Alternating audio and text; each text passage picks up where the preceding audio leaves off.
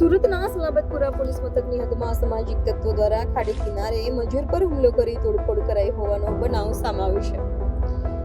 સુરતના સલાબતપુરા વિસ્તારમાં લુખ્ખા તત્વોનો આતંક સામે આવ્યો છે, જેમાં ખાડી કિનારે 2 નંબરના ધંધાવાળાઓએ મજૂરો ઉપર હુમલો કર્યો હતો.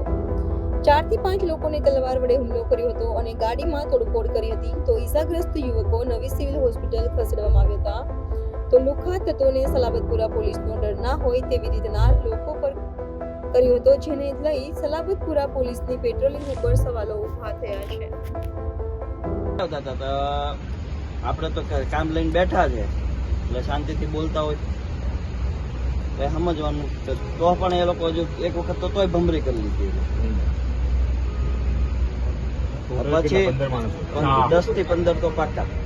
એક લેડી છે યારે હા હા લેડી છે યારે ઓળખી ઓળખીએ આગળ અંધારામાં ઉભા હતા એટલે લેડીઝ ઓળખાઈ જાય ને. એ ઓલાની મેં ઘરવાળી છે શિવાજી.